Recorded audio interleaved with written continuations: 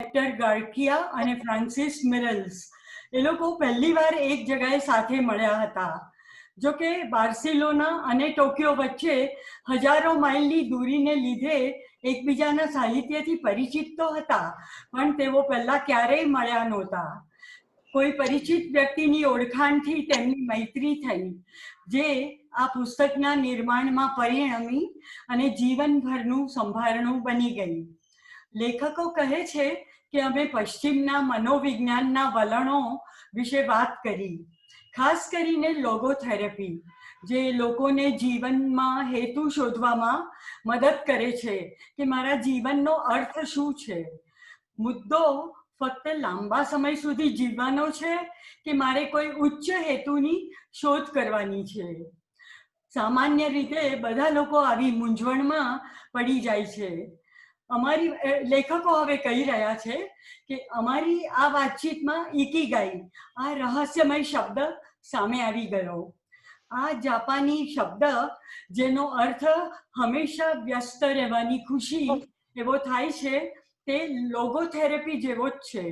એટલું જ નહીં, પણ એક પગલું આગળ જઈને જાપાનીઓ આ અસાધારણ દીર્ઘાયુષ્યને પણ સમજાવે છે. ખાસ કરીને જાપાનના ઓકિનાવા ટાપુ પર વિશ્વના કેટલાય દેશોના સરેરાશથી ઘણા વધારે દીર્ઘજીવીઓ જીવે છે. તેમના દીર્ઘાયુષ ઉપર સ્ટડી કરનારા લોકો એમ માને છે કે પૌષ્ટિક ખોરાક, સાદું જીવન, ગ્રીન ટી અને સરસ હવામાન ઉપરાંત હજુ એક એવી ચીજ છે કે જે તેમના દીર્ઘાયુષ્ય માટે જવાબદાર છે, અને તે છે ઇકીગાઈ. આ બાબત પર સંશોધન કરતા અમને ખ્યાલ આવ્યો કે આ વિષયને લગતું કોઈ સાહિત્ય પાશ્ચાત્ય જગતમાં નથી. ઓકિનાવાના લોકો શતાયુ કેમ છે, કેમ જીવનના અંત સુધી કાર્યશીલ છે, ખુશ છે, આ બધી વાતોના ઊંડાણમાં ગયા તો જાણ્યું કે આ ટાપુના ઉત્તર ભાગમાં એક ગામ છે, તેમાં દીર્ઘાયુષી લોકોનો વર્લ્ડ રેકોર્ડ છે, અને તે ગામને વિલેજ ઓફ લોંગેવિટીનું ભૂલામણું નામ મળ્યું છે.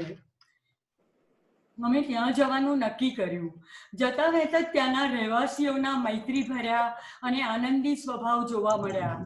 ત્યાંના વડીલો જોડે વાતો કરતા જ સમજાઈ ગયું કે કુદરતી મહેરથી પણ કંઈક વધુ પ્રેરક એવી ચીજ તેમની પાસે છે, અને તે છે ખુશ રહેવાની અદ્ભુત શક્તિ. ઓકિનાવામાં શાશ્વત જીવનની આ સરવાણી વહી રહી હતી. એ વાત અમારા માટે તો ખૂબ જ આશ્ચર્યજનક હતી, કારણ કે ઓકિનાવા એ જ જગા છે જ્યાં 2 લાખ નિર્દોષ લોકોના જીવન બીજા વિશ્વયુદ્ધમાં હોમાઈ ગયા હતા. પણ એ વાતનો રંજ કે દુશ્મન ભાવ મનમાં રાખ્યા વગર ઓકિનાવાના આ અદ્ભુત લોકો ઇચિરીબા છોડ એવા સિદ્ધાંત સાથે જીવે છે. એનો અર્થ એવો થાય છે કે તમે ક્યારેય ન મળ્યા હો તેવી વ્યક્તિ પ્રત્યે પણ ભ્રાતૃભાવ રાખો. તેમની ખુશીનું રહસ્ય એ જ છે કે તેઓ ટીમ વર્કમાં માને છે.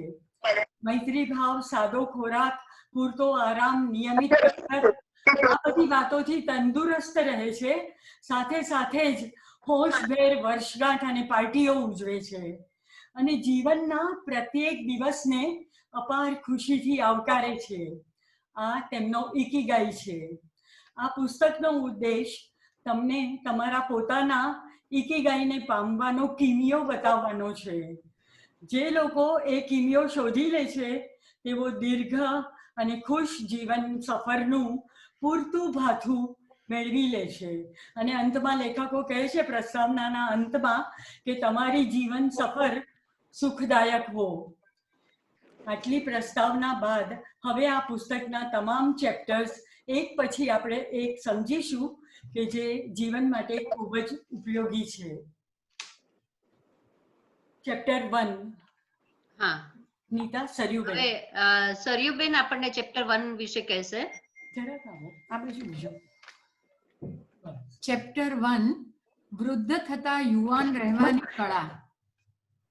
જાપાનીઓના મતે દરેકની પાસે ઇકીગાઈ હોય છે. ફ્રેન્ચમાં તેને રેન ડી ઇટ્રે કહે છે, એટલે કે રીઝન ફોર બીઈંગ. કેટલાક લોકોને તેમની ઇકીગાઈ મળી છે અને બીજા તેને શોધી રહ્યા છે. આપણા બધામાં તે છે, પણ તેને માટે ધીરજ રાખવાની છે.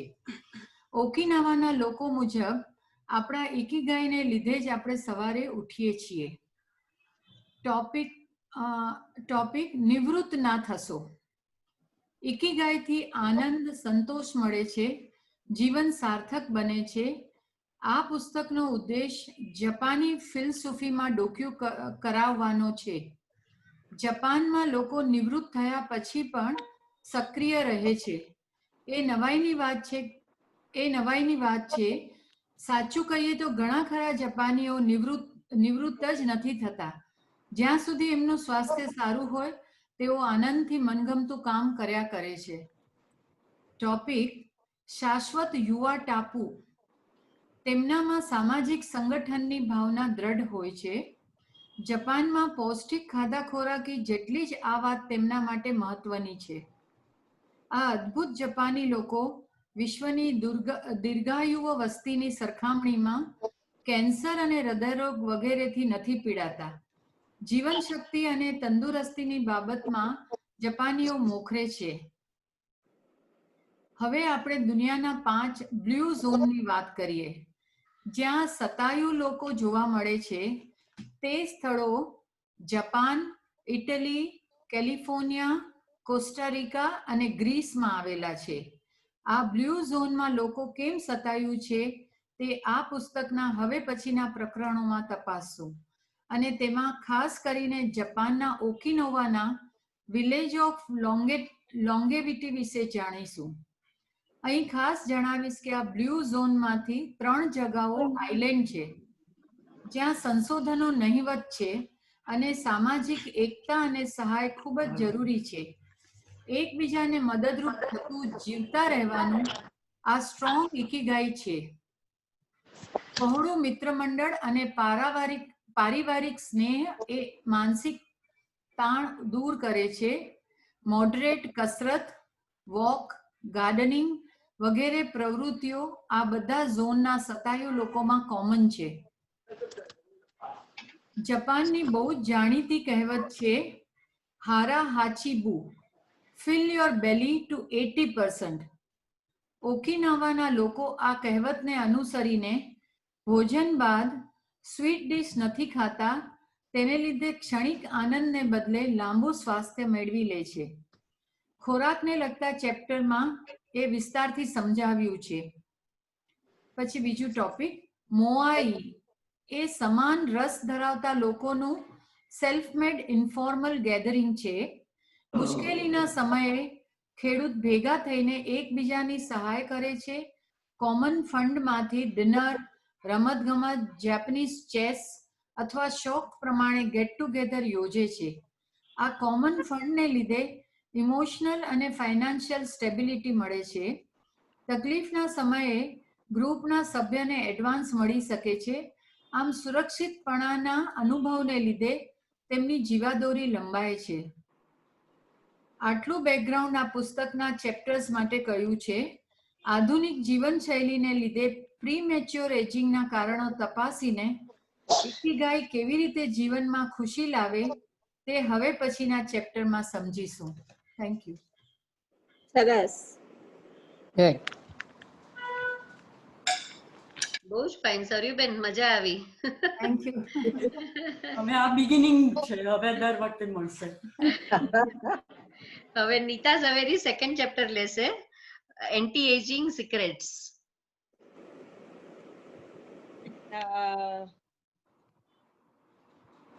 હજી એક વસ્તુ જેમ આપણે પ્રતિમાબેન હમણાં કહીને એમ કરાટેનો પણ ત્યાંથી જ શરૂઆત થઈ છે. હું આ જયારે વાંચતી હતી ને ત્યારે મેં જોયું કે કરાટેનો મતલબ કે ખાલી હાથથી જે લડાઈ કરે છે. તો બીજા વિશ્વયુદ્ધમાં જયારે આ બધું થયું ને એ લોકો પર જયારે ચડાઈ થઈ હતી તો એ લોકોને શસ્ત્ર નહોતા વાપરવા દેવાના અને એના લીધે એ લોકોએ આ ખાલી હાથે લડવાની પ્રથા શરૂ કરી હતી. એટલે કરાટેનું જન્મસ્થાન પણ ઓકિનાવા જ છે.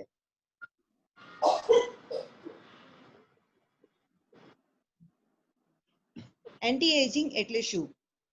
ચહેરો ફક્ત સુંદર હોય, ગોરો હોય, શરીર સુડોળ હોય એટલું જ? જાપાનીઓ એમ માને છે કે એક સ્વસ્થ મન એક સ્વસ્થ શરીરને પાડે છે. આપણા યોગમાં પણ આપણે એમ જ કહીએ છીએ ને કે સ્વસ્થ મન છે, મન અને શરીર બંને જોડાયેલા છે અને મન બહુ જ સ્ટ્રોંગ છે આપણું.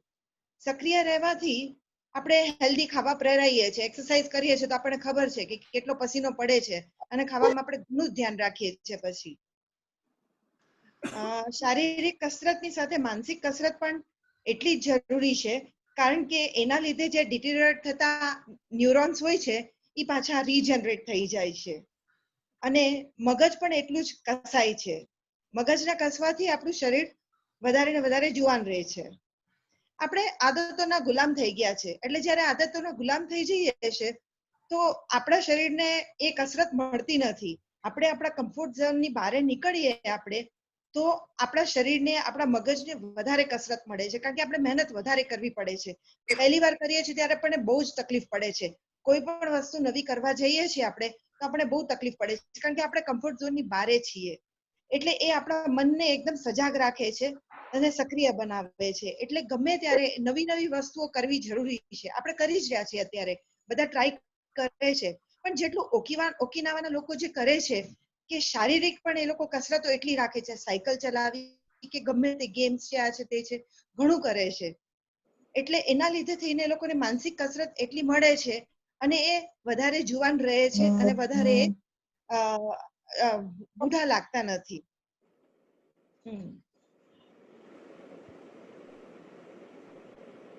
મન શરીર કરતા ઘણું સબળું છે અને જાપાનીઓના એટીટ્યુડ બહુ પોઝિટિવ છે. એ પોઝિટિવ એટીટ્યુડની સાથે એ લોકોનું ઇમોશનલ અવેરનેસ, એટલે કે એ લોકોની ભાવનાત્મક જાગૃતિ પણ બહુ વધારે છે. એટલે કોઈ પણ ઇમોશનલ સ્ટ્રેસને એ લોકો સારી રીતે જીરવી શકે છે અને એમાં કેવી રીતે વર્તવું એ પોઝિટિવલી એ લોકો લઈ શકે છે, જેના લીધે થઈને એ લોકોને ઘણો ફાયદો થાય છે.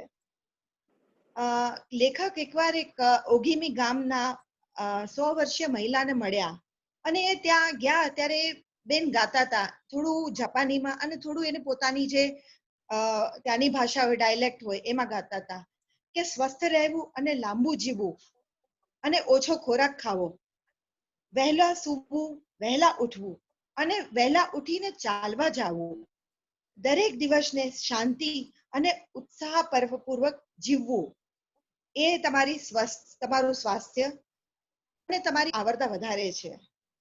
બધા સાથે હળીમળીને રહેવું, ફ્રેન્ડ્સ છે, ફેમિલી છે, જે પણ ઓળખીતા પાળખીતા જે છે, જેને મળો, જ્યારે મળો ત્યારે ઉત્સાહપૂર્વક મળો, સાથે ખુશ મજાક કરો, એ લોકો સાથે ટાઈમ સ્પેન્ડ કરો. એનાથી તમારા એન્ડોર્ફિન્સ છે, સેરોટોનિન છે, બધું તમારામાં પેદા થાય છે. હોર્મોન્સ જે છે ખુશીના પેદા થાય છે અને એ તમને વધારે સ્વસ્થ રાખે છે. દરેક ઋતુઓને મજેથી માણો. આપણે આમ ઘણી વખત બધાને આદત હોય છે, આજે તો બહુ ગરમી છે, આજ તો બહુ ઠંડી છે. એમાં આપણે બેંગ્લોર વાળાને તો બહુ જ છે વધારે કે બહુ વરસાદ છે, વરસાદમાં વરસાદને માણો, ભીના થાવ. ઠંડીમાં ઠંડીને માણો, ગરમીમાં ગરમીને માણો. બધી તમે ઋતુઓ માણશો એ પણ તમારા માટે એક પોઝિટિવ એટીટ્યુડ બને છે. તમારા ચહેરા પર કેટલું પિગમેન્ટેશન છે કે તમારા આંગળા કેટલા વાંકા ચૂકા છે એનાથી કાંઈ નથી. આંગળાને ચલાવતા રહ્યો. જેટલું આંગળાને ચલાવશો એટલું તમારું મગજ ચાલે છે. આંગળા, આપણી નસો બધી વણાયેલી છે સાથે, એટલે જેટલું આંગળાને ચલાવશો એટલું તમારું મગજ ચાલે છે અને એટલા તમે યંગ રહેવાના છો. ઇકિગાઈ એક ઇન્ટરસેક્શન છે. મને એમ કે પ્રતિમાબેન ઓલું સમજાવશે ફોર્મ્યુલા એનું જે ઇકિગાઈનું છે, એટલે કોઈ બીજું સમજાવવાનું હોય તો સારું છે. મારું બહુ લાંબુ છે એટલે હું નહીં સમજાવી શકું, પણ એ એક ઇન્ટરસેક્શન છે કે તમારું પેશન છે એને તમારું મિશન બનાવો, એ મિશનને તમારું પ્રોફેશન અને તમારું વોકેશન બનાવો. એટલે કે તમારે જિંદગીમાં તમને શું ખુશી મળે છે એ તમે કરો. એ ખુશીને તમારે તમારું કામ બનાવો અને કામમાંથી તમને દુનિયાને જે જરૂરી છે એ કરો. અને દુનિયાને જરૂરી છે એ કામ કરતા કરતા તમારે પણ એમાંથી કાંઈ મેળવવું જોઈએ, જરૂરી છે, પૈસા મેળવવા જરૂરી છે. મેઇન આ ઇકિગાઈનો અર્થ છે. અને ઇકિગાઈને બોલવામાં પણ એક અર્થ છે કે ઇકિગાઈને તમારે વધારે સ્માઇલ આપીને ઇકિગાઈ બોલવાનું, કે એનાથી તમે જે બોલો છો એના તમારા મોઢા પર જે સ્માઇલ આવે છે એ તમારા મગજના સ્નાયુઓને એક્સરસાઇઝ આપે છે. એટલે ઇકિગાઈ બોલવાની પણ એક પ્રથા છે એમના હિસાબે. ઇકિગાઈના પ્રમાણે આપણી જિંદગીનો સૌથી મોટો દુશ્મન સ્ટ્રેસ છે અને બીજું છે બેઠાડું જીવન આપણું. સ્ટ્રેસ આપણા બોડીમાં એન્ટીબોડીઝ જેવી રીતે બીમારી સાથે લડે છે એવી જ રીતે સ્ટ્રેસ આપણા એન્ટીબોડીઝને જગાડે છે અને એ આપણા હાર્મફુલની સાથે સાથે સારા સેલને પણ ખતમ કરી નાખે છે. એટલે જેટલું આપણે સ્ટ્રેસની સાથે જીવીએ છીએ એનાથી આપણા તંદુરસ્તી પર, આપણી ત્વચા પર બધે અસર થાય છે. તો જેમ બને એમ પોઝિટિવ એટીટ્યુડ રાખી અને સ્ટ્રેસને ઓછો રાખવો અને ડિજનરેશન ઓછું કરવું. બેઠાડું જીવન જે છે એના બદલે આપણે જેટલી કસરત રાખશું, માનસિક, શારીરિક બધી રીતે, તો એનાથી પણ આપણા જે સેલ્સ છે એ ડિજનરેટ ન થાય અને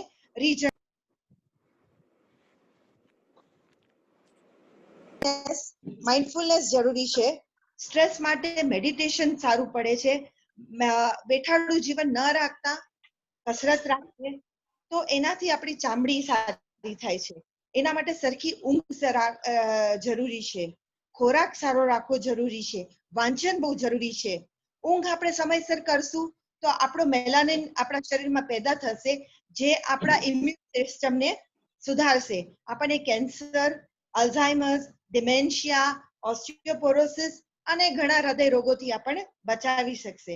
આજે હું ખાસ એ લોકોના ખોરાક વિશે વાત કરવા માંગુ છું. તેઓના ખોરાકમાં ટોફુ બહુ મહત્વનું છે. ટોફુના એ લોકોને બે પ્રકાર છે, એક ફર્મેન્ટેડ છે અને એક નોન ફર્મેન્ટેડ છે, જે આથાવાળું આપણે કહીએ. એમાં એક નાટો નામક ટોફુ વાપરે છે એ લોકો, જેની અંદર એક પદાર્થ સ્પર્મેડિન નામનો એક પદાર્થ પેદા થાય છે. એ તમારા લાંબા જીવન માટે બહુ જ અસરકારક હોય છે. નાટોને એ લોકો લાઇમસ્ટોનના કેવમાં એજ કરે છે. એમાં રાખીને જેમ વાઇનને કરવામાં આવે એવી રીતે એને એજ કરવામાં આવે છે. એ આપણા હોર્મોન્સને બેલેન્સ કરવામાં મદદ કરે છે. બીજું છે એમનું ગ્રીન ટી. એમાં માચા નામક જે ગ્રીન ટી છે એ અમીનો એસિડ્સ પેદા કરે છે, ફાઇટોકેમિકલ્સ પેદા કરે છે. ફાઇટોકેમિકલ્સમાં જેમ કે એન્ઝાઇમ્સ હોય છે, પોલિફિનોલ્સ હોય છે, જે આપણા ફ્રી રેડિકલ્સને આપણામાં ફ્રી રેડિકલ્સને બનતા રોકે છે. ફ્રી રેડિકલ્સ છે એ આપણા જે સારા સેલ્સ હોય છે એને ખતમ કરી નાખે છે. એટલે ફ્રી રેડિકલ્સને ખતમ કરવા અને પેદા ન થવા દેવું જરૂરી છે આપણા માટે. આ જે ગ્રીન ટી છે એ તમારા શરીરમાં સેલ્યુલાઇટ ઓછું કરે છે, તમારી એજિંગ રોકે છે, પિગમેન્ટેશન રોકે છે, તમારા શરીરમાંથી જે તેલ નીકળે છે ત્વચામાંથી સીબમ નામનું એને ઓછું કરે છે, ડેન્ડ્રફ ઓછું કરે છે. ત્રીજું છે એ લોકોના ખોરાકમાં જેલીફિશ. જેલીફિશમાં કોલેજન હોય છે, જે આપણને ખબર છે કે કોલેજન આપણી ત્વચા માટે કેટલું જરૂરી છે, કે આપણી ત્વચાને જે નરમ રાખે છે એ કોલેજન છે. એની અંદર એમિનો એસિડ્સ છે, ગ્લાયસિન છે, પ્રોલિન છે, ગ્લુટામેટ છે અને આર્જિનિન છે, જે આપણો રક્ત પ્રવાહ વધારે છે. આપણે કેલેરીઝ ઓછી, એમાં કેલેરીઝ ઓછી હોય છે ને પ્રોટીન વધારે હોય છે, એટલે આપણા શરીરને પતળું રાખે છે. આપણા જોઈન્ટ્સ છે, લેગમેન્ટ્સ છે, ટેન્ડન્સ છે, એ બધાને સપોર્ટ આપે છે અને ત્વચાને ચળકતી રાખે છે. ત્રીજો ખોરાક એ લોકોનો સીવીડ છે, જે થાઇરોઇડને સારું રાખે છે. થાઇરોઇડ અને મેલાનિન માટે પણ એ બહુ અસરકારક છે. સીવીડના લીધે મેલાનિન પેદા થાય છે આપણી સ્કિનમાં. એમાં સીવીડમાં ખાસ કરીને કોમ્બુ નામક સીવીડ છે, જે એ લોકો ભાતમાં ઉકાળીને ખાય છે અને કા પછી બ્રોથમાં બનાવે છે. બ્રોથ એટલે લોકો જાડું જે ઘાટું સૂપ પીએ એની અંદર એ ઉકાળીને ખાય છે. કોમ્બુમાં વિટામિન્સ છે, એ ફ્લેવર આપે છે, એ મિનરલ્સ આપે છે અને ખાસ કરીને આયોડિન, જે આપણા થાઇરોઇડ માટે જરૂરી છે, અને ટાયરોસિન, જે આપણા મેલેનિન માટે જરૂરી છે. મેલેનિન આપણા સ્કિનને રિપેર કરે છે. રાત્રે આપણે સૂઈએ ત્યારે આપણી સ્કિનને રિપેર કરે છે. અને ચોથી વસ્તુ છે ઉંબેશી પ્લમ્સ. એની અંદર પણ કોલેજન છે, સારો બેક્ટેરિયા છે, પોલિફિનોલ્સ છે, સાઇટ્રિક એસિડ છે. સાઇટ્રિક એસિડ આપણા પેટની અંદર થતા એચ પાયલોરી નામના એક બેક્ટેરિયાને એને બનવા નથી દેતું. એ એચ પાયલોરી બેક્ટેરિયાના લીધે આપણે કેન્સર થઈ શકે છે, અલ્સર થઈ શકે છે, એનાથી આપણને બચાવે છે. અને છેલ્લું છે સેસમી સીડ્સ, તલ. જે તલ આપણને તલની અંદર ઓલેઇક એસિડ છે, જે આપણે એક્ઝેમા, ઝોરિયાસિસ, રોસેશિયા નામના બધા સ્કિન ડિસીઝથી આપણને બચાવે છે. અને સૌથી છેલ્લું મિસો સૂપ, મિસો શીરો કહેવાય છે એ લોકોનું. મિસો સૂપ એવું સૂપ છે જેમાં એ લોકો ટોફુ, કોમ્બુ, ઉમામી જે ઘઉં, બાર્લી અને કા ભાત ચોખાથી બનેલું હોય છે એ બધું નાખી અને ઉકાળીને બનાવે છે. એ બનાવ્યાથી એનાથી વિટામિન બી, વિટામિન કે, કેલ્શિયમ, કોલિન અને આ બધું એલ્ઝાઇમર્સ, ડિમેન્શિયા, સ્કિઝોફ્રેનિયા, એટેક્સિયા આ બધાથી આપણને બચાવે છે. અને એ પ્રોબાયોટિક પણ છે, એટલે આપણા શરીરમાં થતા સારા બેક્ટેરિયા કરે છે. એટલે આપણા ગટ માટે અને આપણી સ્કિન બંને જ માટે જરૂરી છે. તો I અંતે think તો Neeta, કહી શકીએ we are what we are. Nita, હા પ્રતિમા. ડાયટ નો ટોપિક 7 ચેપ્ટરમાં પ્રતિમાબેન રૂખાણા લેવાના છે. ના થઈ ગયું, મારું પતી ગયું. મારું ઘણું બધું આવી ગયું આમાં. હા, એવું છે. પણ વાંધો નહીં, રિપીટ થશે તો જ યાદ રહેશે. હા પણ આ બધું મારી બુકમાં બધું હતું એન્ટી મારી એજિંગ બુક માં. અલગ છે, મને ખબર પડી. હા મારી બુક અલગ છે એટલે એમાં બધું હતું આ બધું હા, પણ એન્ટી આપણું 7 ચેપ્ટર આખું એના પર છે. Oh, diet. Sorry Pratimaben. Okay okay. ચાલો. ઓકે, હવે મીનાબેન પેજ નંબર 23 ઉપર બોલવાના છે. I think it is stress ને મીનાબેન? હા, સ્ટ્રેસ પર છે. હા. મેં પેજ નંબર 23 જ લીધો છે. એમનો એક નાનો ટોપિક એમણે આપેલો છે કે a little stress is good for you.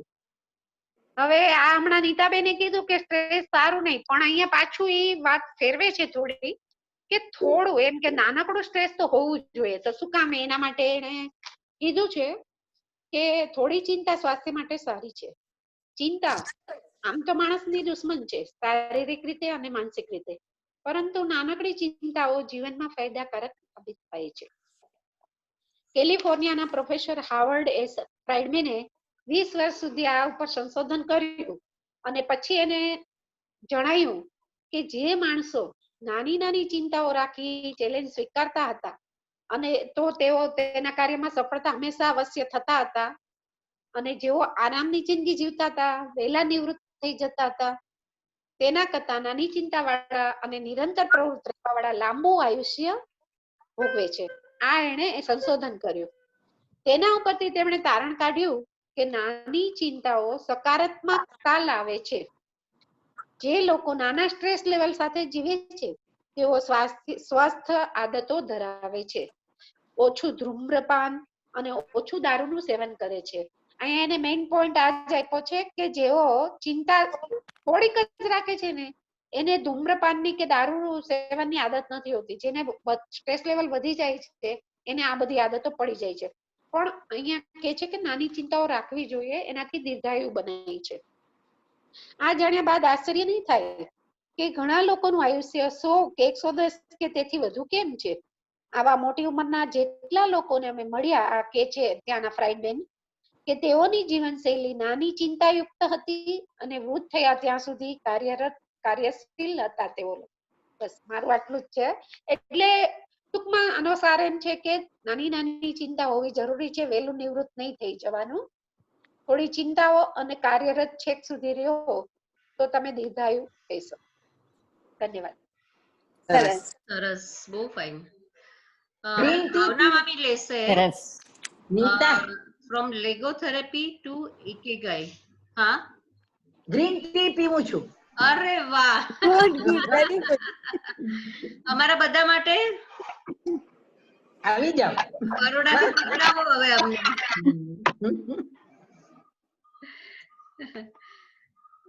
ભાવના મામી.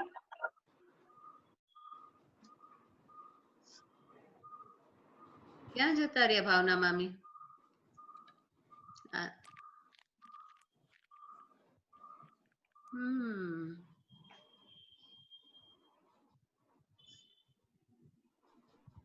નીતાબેન, હા મેં 4 લાઈન લખી છે, આ લોકો ઉપર બોલી જાઉં ત્યાં હા સુધીમાં. બોલો. આપણા ભાવના મામી અમે ખોવાઈ ગયા છે.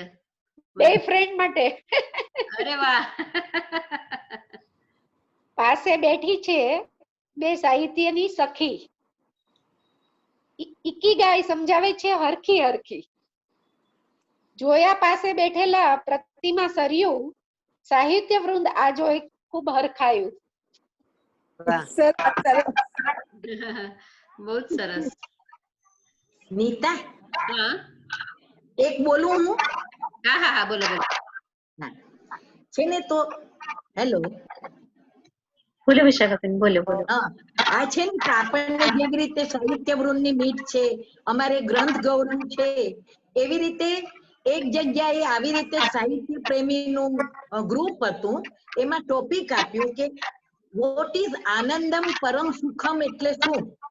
હમ તો એની બધા જુદા જુદા લોકોએ વ્યાખ્યા આપી કે હું ઘેર જાઉં અને મારી માં મારી આહટ સાંભળીને કે બેટા તું આવી ગયો એ આનંદ. પત્નીને એમ કે પતિ એમ કે તું બહુ થાકી ગઈ છે, આજે એક વસ્તુ બનાવી લે એ આનંદ. દીકરી સાસરે ગઈ હોય અને પુત્ર વધુ સસરાની સંભાળ રાખીને દવા આપે એ આનંદ. બે મિત્રો મળીને ધબ્બા એકબીજાને ધબ્બા મારે એ આનંદ. એટલે આમાં ક્યાંય એ લોકોએ પૈસાની વાતો નથી કરી, આનંદ શેમાંથી મળે છે એ વસ્તુ કીધી છે. વાહ, બહુ સરસ. હા ભલે ભલે. વિશાખાબેન, હાજી. આવી ગયા ભાવનાબેન? છે ને જરા કઈ કામ આવી ગયું છે એટલે ઈ પછી આવશે. તો એના પછીનું ચેપ્ટર છે ફ્લો ઉપર, ઈ હું લઈ લઉં છું. તમે લોકોએ મહાભારતની એક વાત તો સાંભળી હશે, પણ પાછી એકવાર દોહરાવું છું. મહાભારતમાં એક પ્રસંગ આવે કોઈનો છે. અવાજ આવે છે, કઈક ડિસ્ટર્બન્સ આવે છે. બધાને જરા મ્યુટ બધાને કરો. મ્યુટ કરાવો. બધા મ્યુટ કરી દો પ્લીઝ.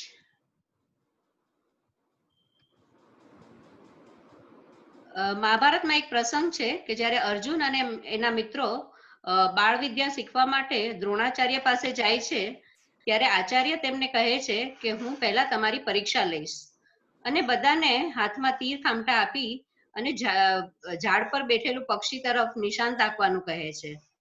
અને પછી પૂછે છે કે તમને શું દેખાય છે? તો ઘણા કહે છે મને ઝાડ દેખાય છે, ઘણા કહે છે મને પક્ષી દેખાય છે, ઘણા કહે છે મને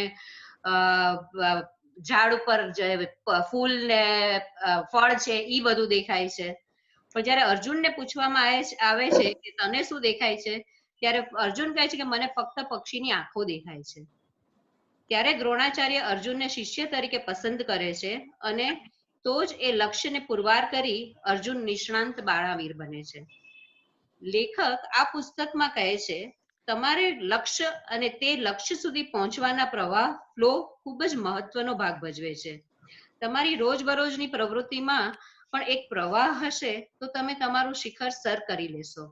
પછી એ સવારથી ઉઠીને બ્રશ કરવાથી શરૂ કરી અને નાહી ધોઈ તૈયાર થઈ રસોઈ, શોપિંગ કે ઓફિસ સંભાળવી, એ આખો દિવસ એક્ટિવ રહેવું. એક એરિસ્ટોટલનું વાક્ય છે, we are what we repeatedly do. Excellence then is not an act but a habit.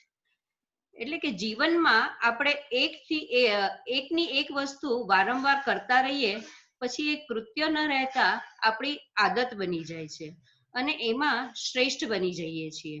હજી સાદા શબ્દોમાં કહું તો આપણી ઉપરની સ્ત્રીઓ માટે રોજબરોજની રસોઈ એક આદત બની ગઈ છે. એમાં આપણે કોઈને પૂછવાની કે યુટ્યુબ પર જવાની જરૂર નથી પડતી અને તે સરસ જ બને છે. પણ પછી એમાં કોકની તો કચોરી બહુ સરસ થાય, કોઈની પૂરણપોળી સરસ થાય, તો કોઈનું ઊંધિયું સારું થાય, એમ સૌ નીતાબેન, તમારી ચા બહુ સરસ થાય. અરે ખાલી ચા પર સીમિત નહીં થઈ જા. સોરી.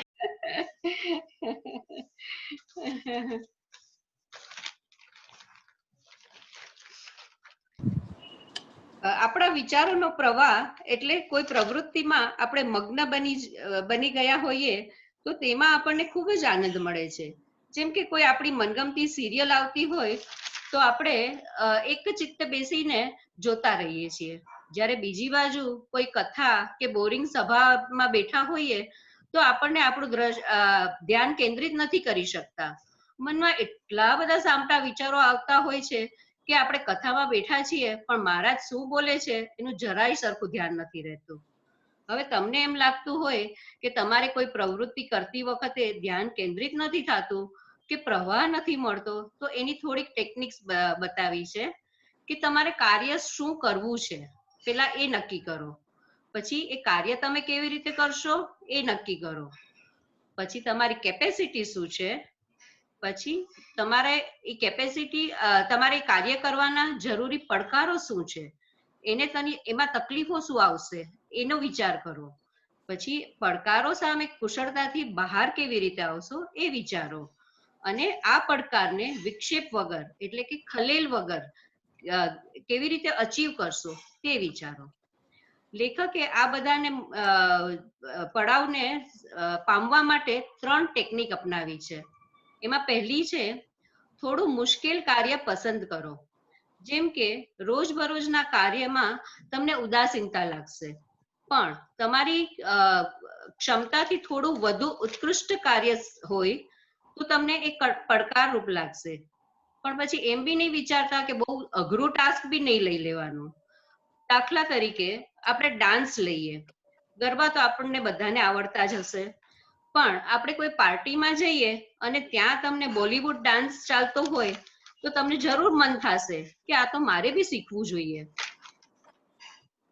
અને તમે થોડીક રિસર્ચ કરીને કોઈ ટીચરને ગોતશો અને એની પાસેથી તમે બોલિવૂડ ડાન્સ શીખશો.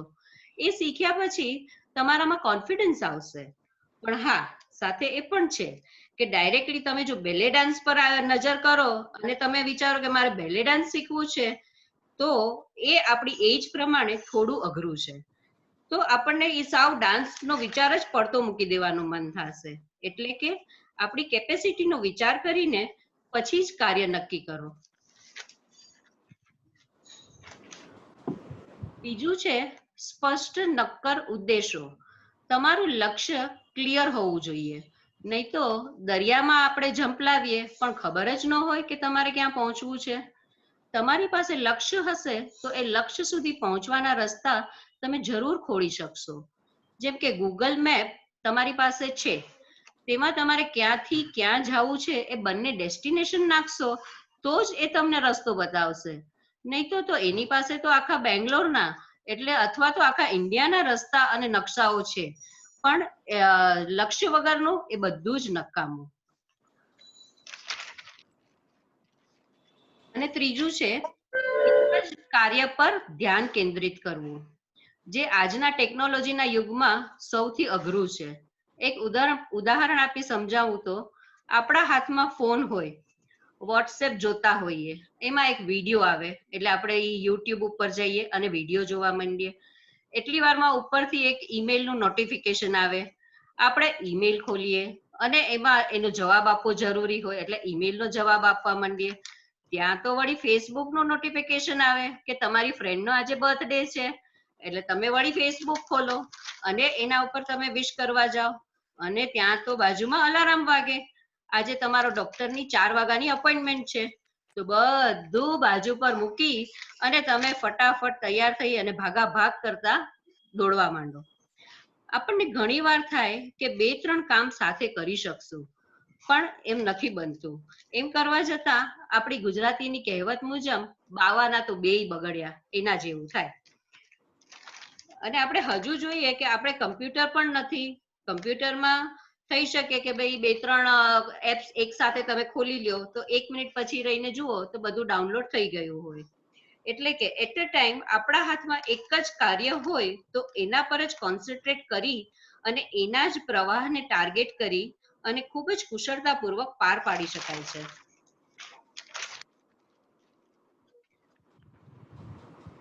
તમારા ટાસ્કને મેળવવા અને સફળ બનાવવા લેખકે થોડી ટિપ્સ આપી છે, તે હું તમને ટૂંકમાં જણાવું.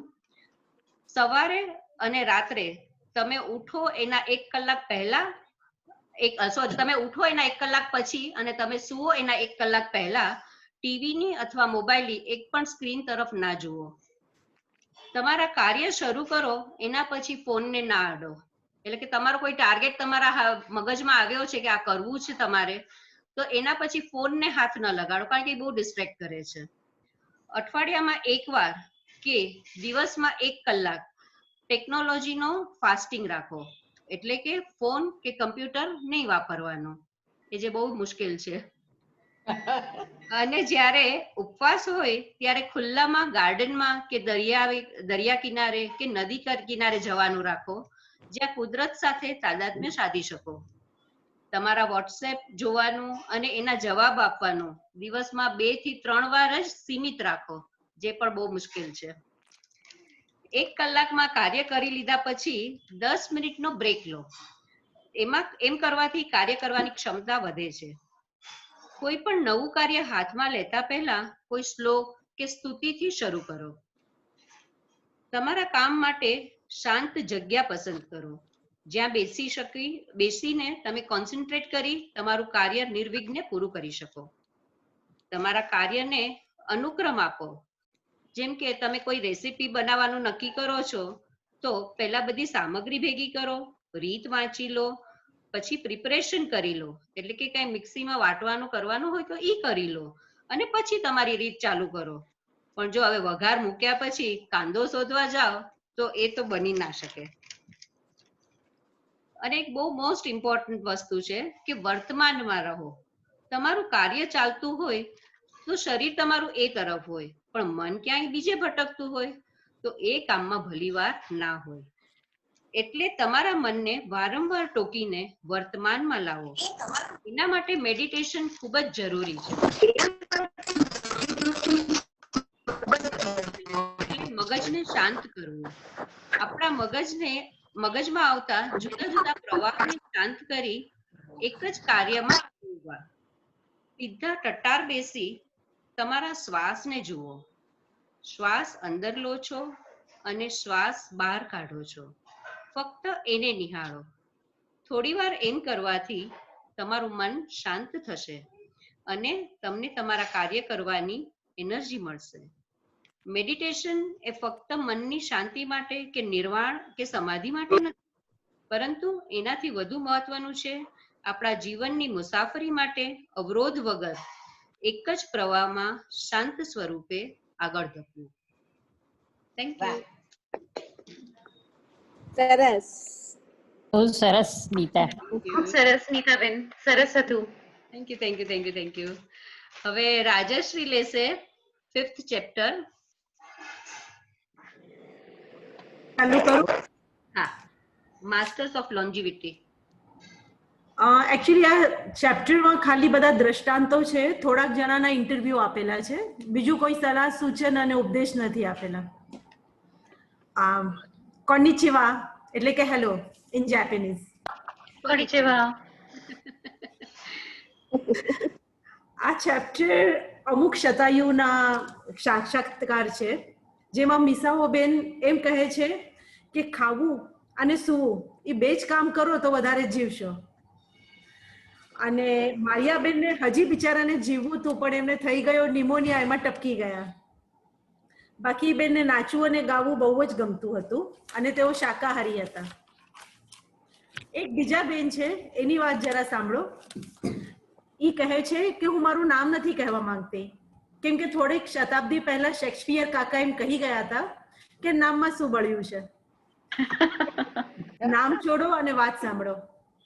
ઈ કહે છે કે હું જોઈ નથી શકતી, મારી દ્રષ્ટિ ખરાબ થઈ ગઈ છે, શ્રવણેન્દ્રિયો બગડી ગઈ છે, સંભળાતું નથી. આટલા એટલે કે 122 વર્ષે, હા ભાઈ હા, દુનિયાની સૌથી મોટી સ્ત્રી ઈ હું છું. આટલા વર્ષે કઈ ફ્રેશ તો ફીલ ન જ થાય. સારું બી નથી લાગતું, માંદલું લાગે છે, પચતું નથી, ખવાતું પણ નથી, પણ બીજું બધું જ ફાઇન છે. બહુ જ ખુશ છું. તમારા ગુજરાતીઓમાં કહે ને મજામાં, તો બસ મજામાં છું. અને એના પછી ઈ એમ કહે છે કે મારા બીજા શતાયુ ઓળખીતાઓની હું વાત કરું. એમાં એક ભાઈનું નામ છે ઓસામુ. ઓસામા નહીં, ઓસામુ. ઈ કહે છે કે મને કામ કરવા દો. ઈ બિચારો કામ કરવામાં મરવાનું ભૂલી ગયો. એક એક્ટર ફ્રેન્ડ છે ક્રિસ્ટોફર, એને પોતાની આર્ટ જ બહુ પ્યારી છે અને એ એટલી જ વધારે ખુશ છે અને હજી સુધી જીવતો છે. એનું તો સપનું છે કે સ્ટેજ પર જ અભિનય કરતા કરતા સ્ટેજ પર જ એના પ્રાણ નીકળી જાય. જો કે ખરું કહું તો આ બુકના લેખકે તો નથી લખ્યું, પણ હું તમને જાહેરમાં કહું છું કે ઘણું જ લાંબુ જીવવા કરતા સારી રીતે મોજમાં જીવો ને ભાઈ. લાંબુ જીવવા માટે ખુશી કે સુશી ખાવાની જરૂર નથી. જે જીવને પાઉંભાજી અને વડાપાઉંની ભાઈબંધી હોય એને સુશી અને સાદા ચોખા એની સાથે મિત્રતા ન કેળવાય. અને લાંબુ જીવવા માટે આ ચોપડીની અનુસાર કલાકાર લોકો બહુ લાંબુ જીવે છે. જેમ કે લતાદી, એમનો દાખલો લ્યો, 90+ આસપાસ કદાચ છે. પંડિત ભીમસેન જોશી, એ પણ 80+ હતા. હમણાં ગયા પંડિત જસરાજ કે પછી દિલીપ કુમાર, કલાકાર લોકો છે. કદાચ એ લોકો જેટલો સમય સાધનામાં ગાળતા હશે ને એની ગણતરી કરવાની ભગવાને યમરાજને ના પાડી હશે. બાકી એમ તો પોલિટિશિયન લોકો પણ વધારે જીવે છે. બિચારા બાપુને પણ કેટલા અરમાન હતા. એમ તો MD તિવારી પણ મોટી ઉંમર સુધી રહ્યા. એમને અને એમની સાધનાઓ કે પછી એક કે કેટલીય સાધનાઓ હશે જે પણ બહુ ઇન્ટરેસ્ટિંગ હતી. પણ આપણે મેઇન મુદ્દા પર આવીએ. હળવું અને પૌષ્ટિક ખાવું, કામ કરતા રહેવું અને કોઈ કલાને અપનાવવી. તો આ હતો મેઇન મુદ્દો. અને સાચો મુદ્દો હવે ઈ છે કે મસ્ત રહો, મોજમાં રહો, જે ખાવું હોય ભાઈ ખાઓ ને, અને બીજા લોકોને હેરાન નહીં કરો. બસ આટલું જ. Good. ખૂબ સરસ સરસ. સરસ. સરસ, હળવું કરી નાખ્યું બાપા.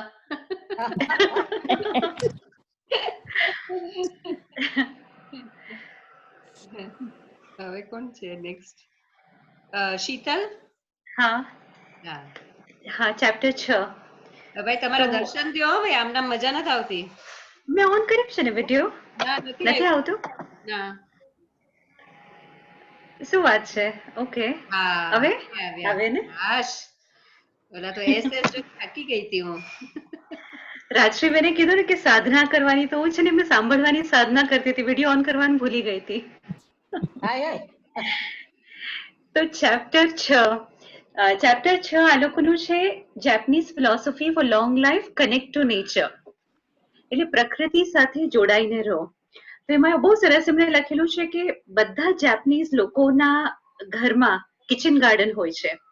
એ લોકોને ગાર્ડનિંગ ખૂબ ગમતું હોય છે. ગાર્ડનિંગ એટલે એમને એવું લાગે છે કે પ્રકૃતિની સાથે તમે જોડાઈ રહો તો તમારું જીવન, તમારું આયુષ્ય ઓટોમેટિકલી લાંબુ થાય. અને ઘણા દૃષ્ટાંતો એમને આપેલા છે.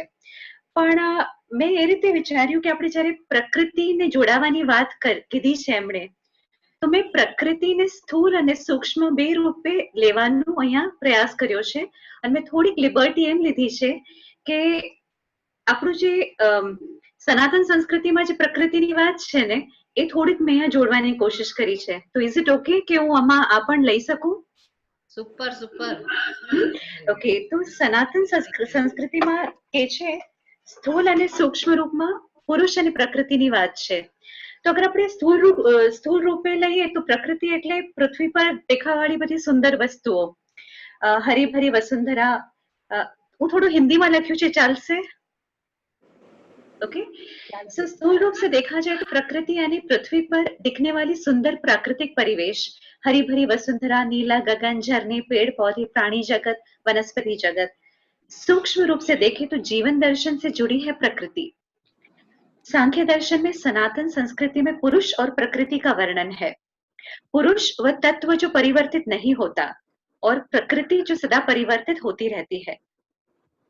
पुरुष यानी जो स्थायी है, उसमें प्रकृति जब जुड़ जाए और प्रकृति का रजोगुण जुड़ जाए तो क्रिया उत्पन्न होती है. रजोगुण क्रिया का मूल है. गुणों के साथ बुद्धि भी उत्पन्न होती है. महत से अहंकार उत्पन्न होता है. अहंकार से 5 ज्ञानेंद्रिय, 5 कर्मेंद्रिय, मन की उत्पत्ति होती है. आगे पंचभूतों की उत्पत्ति होती है. यही प्रकृति का विस्तार है. 5 તત્વોની જ્યારે વાત કરે છે તો જ્યારે 5 તત્વ સંતુલનમાં હોય છે ત્યારે હર એક રચનાનું સંતુલન એમાં રહે છે. એટલે માણસની જ્યારે વાત કરીએ प्राकृतिक परिवेश के नजदीक रहने से मानव अपने प्रकृति से, अपने प्रवृत्ति से नजदीक रह सकता है. તો જાપાની લોકો એવું માને છે કે આપણે જેટલા પ્રકૃતિના નજીક રહીએ તો આપણે જે માનવની મૂળ પ્રકૃતિ છે, પંચતત્વોનું જે સંતુલન છે એ સંતુલન બનું રહે, એટલે એ લોકોની લોંગેટિવિટી, એમની દીર્ઘ આયુ થાય છે. તો એ લોકોએ ઘણા એક્ઝામ્પલ્સ આપ્યા છે, પણ મેં એક લિબર્ટી એમ લીધી કે જાપાની લોકોના જે એક્ઝામ્પલ કનેક્ટેડ ટુ નેચર લઉં એના કરતા હું મારું એક પોતાનું જેની સાથે હું મળી હતી અને જે કનેક્ટેડ ટુ નેચરનું એક ક્લાસિક એક્ઝામ્પલ છે હું અહીંયા તમારા સાથે શેર કરવા માંગુ છું. તો તમે બધા જાણો છો કે હું કૃષિ દૂરદર્શનના કૃષિ કાર્યક્રમ માટે હું કામ કરું છું અને ઘણા બધા ખેડૂતો અને કિસાનોની સાથે લગાતાર સંપર્ક અને વાર્તાલાપ કરું છું. તો ગયા ડિસેમ્બરમાં હું મંડ્યા ગઈ હતી અને ત્યાં મંડ્યામાં એક ઓર્ગેનિક ફાર્મર છે મધુચંદન, એનું તમે અહીંયા જોઈ શકો છો, એમનું આખું વિસ્તારથી આપેલું છે, મધુચંદન એનું નામ છે. પણ આ મધુચંદનને તમે જ્યારે જોવો તો એકદમ સિમ્પલ માણસ છે, પણ એ એન્જિનિયર છે. કેલિફોર્નિયામાં એની પોતાની કંપની હતી અને 1997 થી લઈને 2014 સુધી એ ત્યાં બહુ જ વિસ્તારથી બહુ સરસ રીતના રહેતો હતો અને સક્સેસફુલ હતો, પોતાની કંપની હતી. પણ એના દાદા દાદી ને એ લોકો બધા મંડ્યામાં રહેતા હતા અને બેંગ્લોરમાં એના પેરેન્ટ્સ હતા. તો જ્યારે મધુચંદન બેંગ્લોર આવ્યો અને બેંગ્લોરથી જ્યારે એના દાદા દાદીને મળવા માટે મંડ્યા જવા માટે એરપોર્ટથી ટેક્સી લઈને જ્યારે નીકળ્યો મંડ્યા જવા માટે, તો અમુક ડ્રાઈવર્સની સાથે વાતચીત કરી ત્યારે એને ખબર પડી કે કેટલા બધા મંડ્યાના જે લોકો છે અહીંયા બેંગ્લોરમાં ટેક્સી ચલાવે છે, ઓટો રિક્ષા ચલાવે છે, મંડ્યાના બધા લોકો અહીંયા આવીને ઘર કામ કરે છે. તો એને જરા દુઃખ થયું કે કેમ આ રીતે કે ત્યાં ખેતીવાડી બધું છોડીને અહીંયા આવીને એ લોકો સામાન્ય ડ્રાઈવરનું ને બધું કેમ કામ કરે છે. તો ત્યારે ખબર પડી કે ત્યાં કેમિકલની ખેતી એટલી બધી થઈ રહી હતી અને એના હિસાબે લોસ થાય છે અને કિસાનોની પાસે એટલી જમીન પણ હતી નહીં, એટલે એ લોકો મંડ્યા અને એ લોકોના જે ગામ છે ગ્રામ ખેતી છોડીને એ લોકો બેંગ્લોર જેવા શહેરમાં આવીને એ લોકો નાના મોટા કામ કરતા હતા.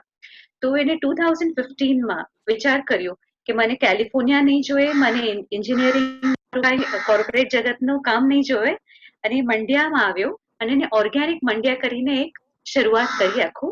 અને આજે તમે અગર જુઓ તો એની 27,000 ફાર્મર્સ એની સાથે જોડાયેલા છે. આખું એને એક કોઓપરેટિવ સોસાયટી શરૂ કરી છે.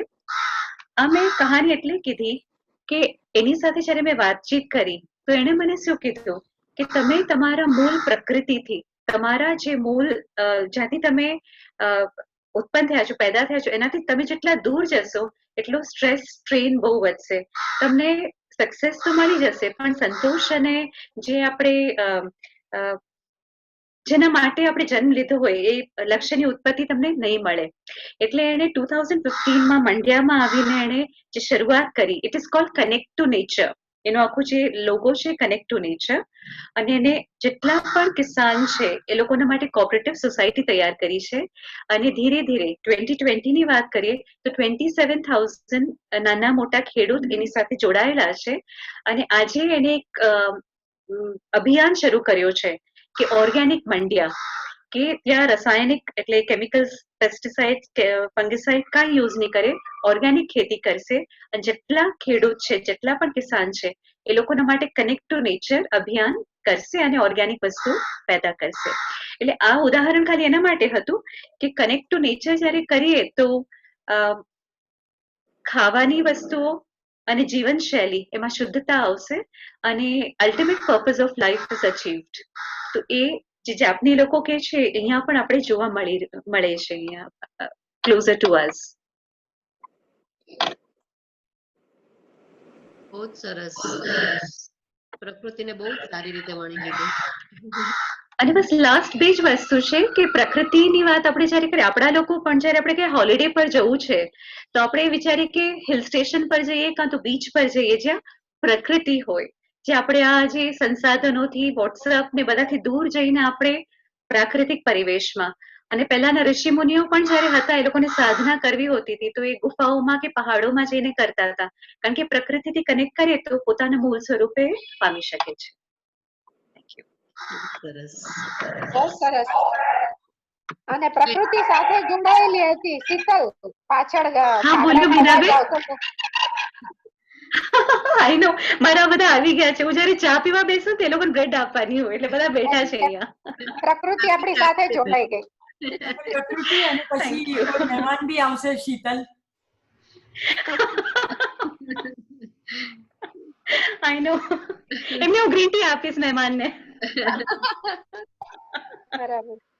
હવે તેજસ્વીની બેન 8મું ચેપ્ટર લેશે.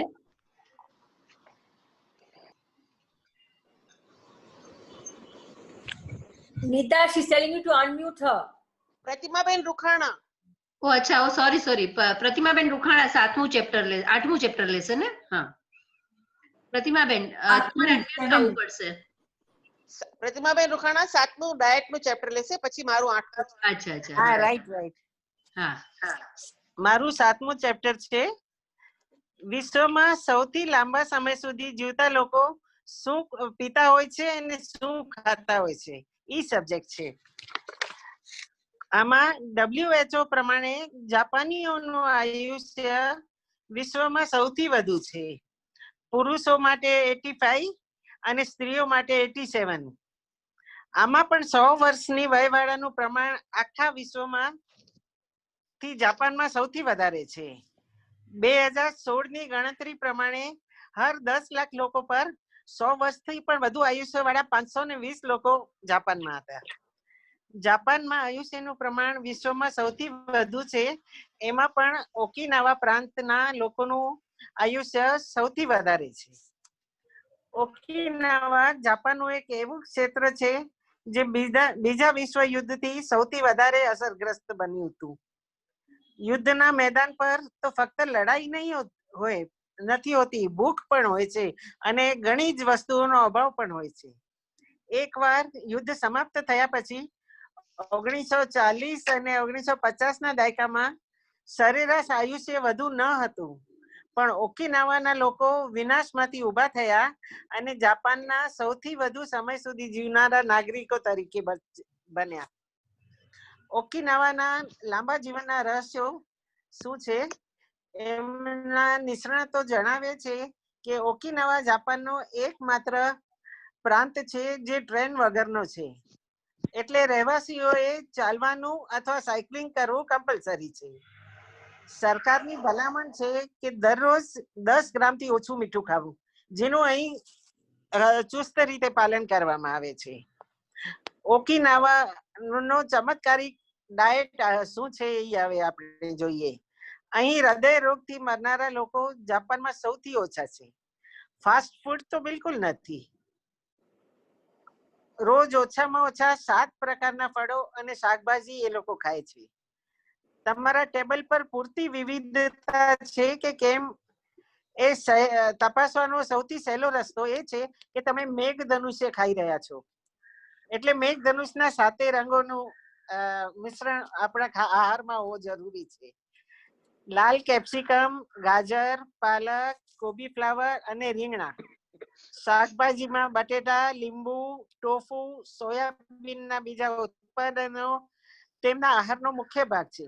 સફેદ ચોખા એનો મુખ્ય આહાર છે. ખાંડ તો તેઓ ભાગ્યે જ ખાય છે. બહુ તો શેરડીનો રસ પીએ છે અને એના તો ઘણા ફાયદાઓ છે. ઓકિનાવા વાસીઓ અઠવાડિયે 3 વાર માછલી અને 1 વખત ડુક્કરનું માંસ ખાય છે. મીઠાઈ અને ચોકલેટ બહુ જ ઓછા પ્રમાણમાં લે છે. આ સિદ્ધાંત પ્રમાણે જ્યારે તમે જમવાનું સમાપ્ત કરો ત્યારે થોડા ભૂખ્યા રહેવાનું છે. તેની સરળ રીત એ છે કે ડેઝર્ટ ન ખાઓ અથવા તો સાવ ઓછા પ્રમાણમાં ખાઓ. આ એક પ્રાચીન પ્રથા છે. તેઓ નાની પ્લેટમાં શાકભાજી, ભાત અને નાસ્તાને ટેબલ પર ગોઠવે છે, જેથી અને સૂપ તો મસ્ટ એ લોકોના ખોરાકમાં, જેથી વધુ પડતું ખાવાનું આપણે ટાળી શકાય છે અને વિવિધતા પણ મળે છે. ઓછી કેલરી અને પોષક મૂલ્યવાળા ખોરાકથી તમારા જીવનમાં વર્ષો ઉમેરાય છે એમનું માનવું છે. વધુ કેલરી લેવાથી શરીર સુસ્ત થઈ જાય છે અને પાચન ક્રિયામાં ઉર્જા વધારે પડતી વપરાઈ જાય છે. ઓછી કેલરી અને પોષક મૂલ્યોવાળા ખોરાકથી મેદસ્વીપણું, ટાઈપ 2 ડાયાબિટીસ, સોજા, હાઇપરટેન્શન, હૃદય રોગ અને કેન્સર એ બધાની સામે જબરજસ્ત રક્ષણ મળે છે. બીજી મહત્વની વાત એ છે કે અઠવાડિયે 2 દિવસ ઉપવાસ કરવો, જેનાથી પાચન ક્રિયાને આરામ મળે છે અને શુદ્ધિકરણ થાય છે.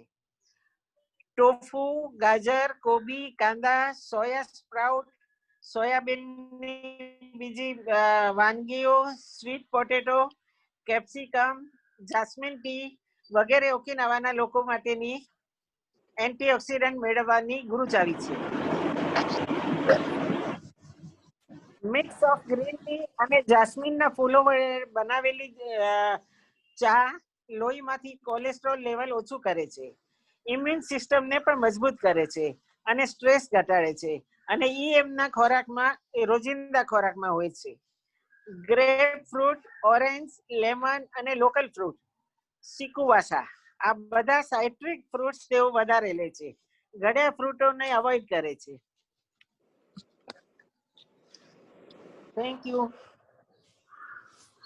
બહુ જ નીતા? સરસ. હવે બધાએ ધ્યાન રાખવાનું, ઇન્દ્રધનુષ ખાવાનું છે આખો દિવસ.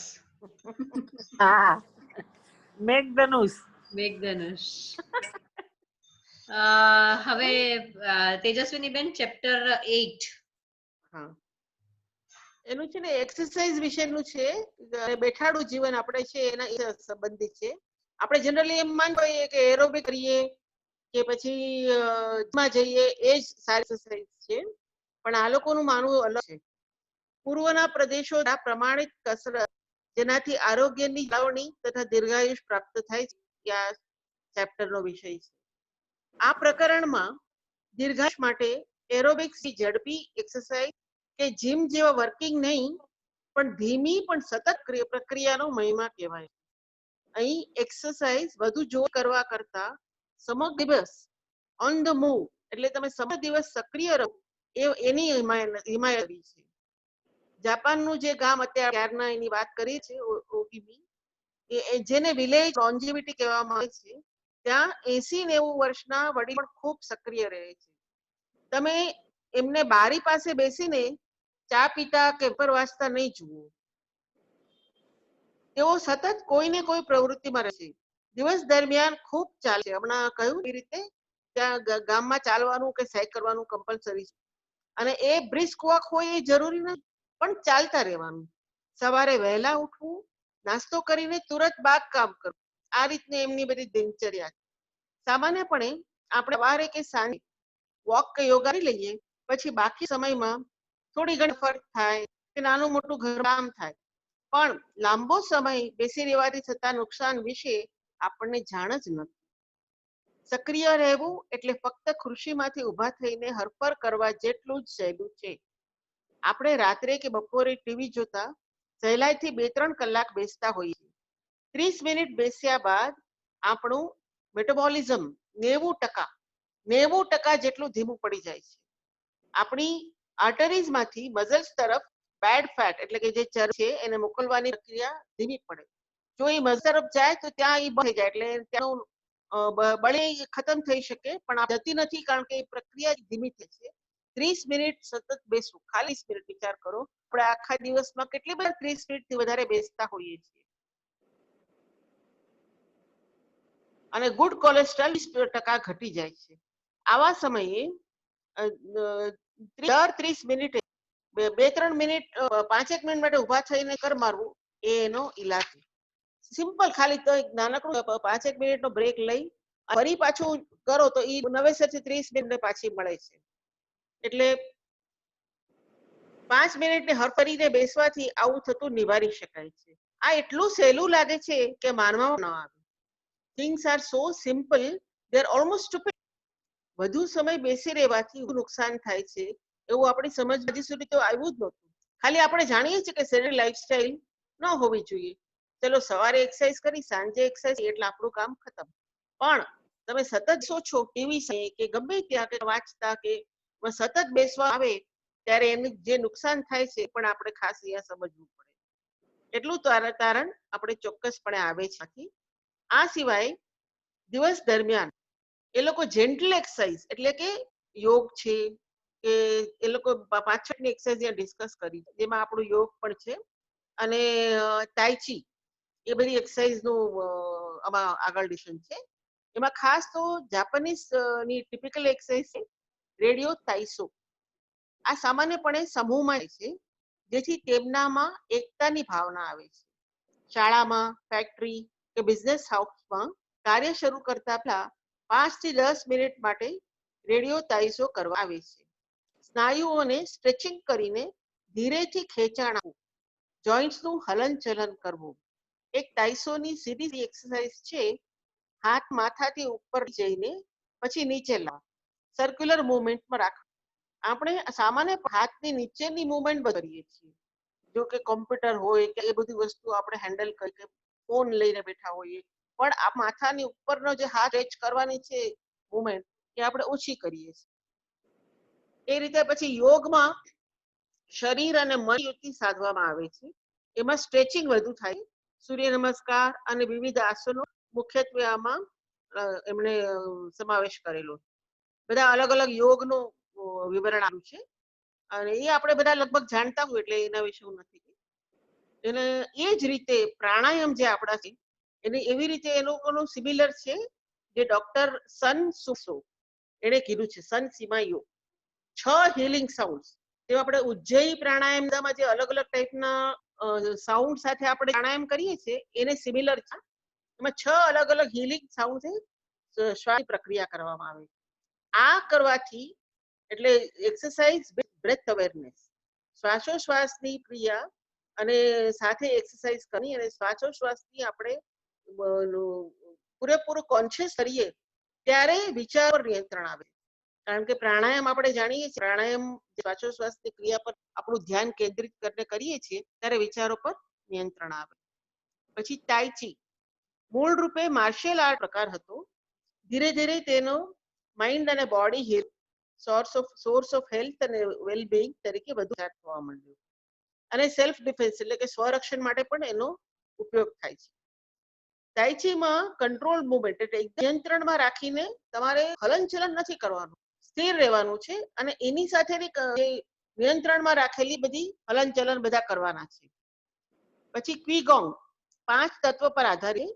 એના 5 તત્વ એ પ્રમાણે ભૂમિ, જળ, અગ્નિ, વૃક્ષ અને ધાતુ. આમાં પણ શરીરનું નિયંત્રણ, શ્વાસનું નિયંત્રણ, ચિત્તનું નિયંત્રણ, આ ત્રણેયનું નિયંત્રણ કરીને ફ્લો એટલે જે આપણે વાત થઈ કે વહેણ અને એ સ્પિરિટને જાગૃત કરવું. પછી શિયાત્સુ જે આપણા એક્યુપ્રેશર ને સિમિલર એ લોકો સાયન્સ છે. એમાં બધા પોઈન્ટ્સ દબાવીને જે રીતે એક્યુપ્રેશર છે એ જ રીતે શિયાત્સુ કામ છે. જનરલી હવે આ મેઇન થિંગ આપણે એ સમજ્યા કે એક્સરસાઇઝ કરવાની છે પણ નથી કરવાની, એકદમ લાઇટ એક્સરસાઇઝ કરવાની પણ સતત કરવાની છે. સતત તમે કાર્યરત રહો આખો દિવસ ઈ વધારે છે. અને જે આગળ બધી વાત તો થઈ ગઈ છે પણ એક પોઈન્ટ એડ કરવો હતો જેને ફ્લો વિશે કઈ એમણે એક બે વસ્તુ બહુ સરસ કહી છે કે મંડેન ટાસ્ક જે તમારા જીવનમાં રોજે રોજની કામકાજ હોય કે એક પણ માંગવાનું હોય કે કપડાં ધોવાનું હોય એમાં પણ માઇન્ડફુલનેસ થયો એમ કરીને છે. આમાં એને ઘણા બધા એક્ઝામ્પલ આપેલા છે પણ મને એવું ગમ્યું કે બિલ ગેટ્સ રોજ વાસણ માંગે પોતાના ઘરે અને પૂર્ણ એકાગ્રતાથી આ કામ કરે અને એકાદા કેળવવા એ ચોક્કસ પેટર્ન રાખે છે. પહેલા પ્લેટ્સ, પછી ચમચી, એ રીતની પેટર્ન કરીને છે તો એને એમ લાગે છે કે આ પ્રક્રિયાથી એકદમ રિલેક્સ થઈ જાય છે. આ એનો રોજનો માઇક્રો ફ્લો જે આપણે વાત કરીએ ને કે જીવનમાં પ્રવાહ રાખવો, એ માઇક્રો નું એક્ઝામ્પલ છે. એવી જ રીતે એક લિફ્ટ ઓપરેટર એનું રોજિંદુ બોરિંગ કાર્ય ખાલી આમ નામ કર્યા કરે. એકચ્યુઅલી લિફ્ટ ઓપરેટરની જરૂર નથી હોતી છતાં એક રાખ્યા હોય કે કઈ તકલીફ થાય તો એને એમ થાય છે આ કામનું કઈ ઇમ્પોર્ટન્સ છે નહીં તો એ મેથોડિકલી એમને કર્યા કર્યું તો એનો કઈ આપણે એ જે લિફ્ટ ઓપરેટર આ કેવી રીતે કામ કરે એ સમજવા જેવું છે. એનું રોજિંદુ બોરિંગ એ પણ કેટલું માઇન્ડફુલી કરી શકે. એ લિફ્ટમાં આવનાર વ્યક્તિને તે ગીત ગણ કરતા આવડે, હાથ હલાવી સ્વાગત, હાથ લહેરાવી સ્વાગત કરે. ગેશા ઘરે આવે તો જ્યારે ચા ગેશા ચા ભરે ને એ રીતે એ લિફ્ટની જ દબાવે. ગેશા બધાને ખ્યાલ હશે કે જાપાનમાં એ લોકો ચા ઘર હોય ત્યાં ગેશા બધાને ચા કરે એટલે એવી રીતનું કે ગેશા કરે રીતે એ એકદમ એટલે કેટલું બધું માઇન્ડફુલનેસ થી કામ. એક સિમ્પલ લિફ્ટમેન નું કામ છે તો એમાં કઈ રીતે માઇન્ડલી કરે છે એ રીતે આપણે રોજની આપણી જે રોજિંદા જે કાર્યો છે એ બધા આપણે આ ઈગીકાઈ મતલબ જ એ છે કે પર્પસ આપણી લાઈફમાં રહેવું જોઈએ, પેશન રહેવું જોઈએ. જે હમણાં નીતાએ કીધું કે પેશન રહેવું જોઈએ. પેશન વાળું કામ જો આપણે કરીએ આપણા જીવનમાં અને એનાથી આપણે જો ઉપાર્જન પણ કરી શકીએ તો એ આપણું કામ એવું ચાલે અને એનાથી આપણે ઇન્વેસ્ટમેન્ટ પણ આપણી વધારે. તો તો આમાં ઘણા બધા ફેક્ટર્સ એકબીજા સાથે સંકળાયેલા છે, પણ આપણે આમાંથી ઘણું સમજવાનું છે. લગભગ ઘણી બધી વસ્તુ સિમિલર છે. ભારતીય સંસ્કૃતિને ઘણી બધી વસ્તુ સિમિલર છે, અને થોડું ઘણું આપણે આમાં અડોપ્ટ કરીને આ જીવન એ રીતે સુધારી શકાય, એટલું તો ચોક્કસ પાઈ શકાય. Thank you. સરસ. બહુ જ સરસ, તમે તો આખું ભણી લીધું. હવે ચિત્રાબેન ચેપ્ટર 9 હા, લેશે. છેલ્લું પ્રકરણ ને? હા. હા. આ જાપાનીઝ પુસ્તક હાલ દુનિયાભરમાં પ્રસિદ્ધિ પામ્યું છે. આમાં સફળ, લાંબુ અને સ્વસ્થ સુખી જીવન જીવવાનું માર્ગદર્શન છે, અને હમણાંના કપરા દિવસોમાં તે વિશે જાણવું વધુ આવકાર્ય છે. આ શબ્દ ઇકેગાઈમાં જીવનનું રહસ્ય, હેતુ વિશે આપણને વિચારતા કરી દે છે, અને જાપાનીઝ પૂરેપૂરું આ અનુસરે છે ને શીખવે છે. આ પુસ્તકનું છેલ્લું પ્રકરણ તરફ હું ધ્યાન દોરવા માંગુ છું. આમાં જીવનના અઘરા સંજોગો જરા પણ આવેશ કે ઉદ્વેગ વિના, ચિંતા કે વ્યગ્રતા વિના સામનો કરવાનું બતાવાયું છે. રેઝિલિયન્સ એટલે કે ધગશથી પરિણામ પાછળ રહેવું ને કાર્ય વચ્ચેથી મૂકી ના દેવું, મન એકાગ્રતાથી કેન્દ્રિત કરવું, જો જરા મુશ્કેલીઓ આવે તો તેને પાર પાડવા મહેનતું ને સશક્ત રહેવું. તેઓ સલાહ આપે છે કે નકારાત્મક વલણ ના રાખવું, નિરાશ તો જરા પણ ના થવું, હતાશા તરફ તો વિચારવું પણ નહીં. માનસિક શાંતિ આશાવાદી માનસથી ઘણું પાર ઉતરે છે. તમને શી મુશ્કેલીઓ આવી તે મહત્વનું નથી, આવતી જ હોય, કુદરતી છે, પરંતુ તે સમયે તેને કેવી રીતે સંભાળો છો, સામનો કરો છો, તે મહત્વનું છે. જીવનની દરેક વસ્તુ આમ તો ક્ષણભંગુર છે, પરંતુ તેટલો સમય શક્યતઃ આનંદમાં વાપરવો. આજુબાજુનું સર્વ શ્રેષ્ઠ નથી હોતું, પરિસ્થિતિ બદલાય પણ ખરી, લાગણી પણ તેનો ભાગ ભજવે, પરંતુ તે વખતે જે ક્ષણો આપણી પાસે છે નથી, માટે તેનો હસ્તે મોઢે સદુપયોગ કરવો. કેટલીક વખત કંઈક ઉણપ હોય તો તેમાંથી શીખી પ્રગતિ પણ થઈ શકતી હોય છે. આ સારાંશ પછી થોડું અનુભવેલું ઉમેરવા ઈચ્છા થાય છે. 1997માં 23 વર્ષ પહેલા જ્યારે જાપાન જવાનું થયું હતું, ત્યારે જોયું, અત્યંત પ્રભાવિત થતા અનુભવ્યું કે પ્રજા આદર્શ છે. નાના ઉદાહરણો આપું તો તેઓ હંમેશા પૂરેપૂરા સુસજ્જ હોય છે. ઈશ્વરે આપેલું સૌંદર્ય રંગ સાચવી ઉમેરો કરે છે.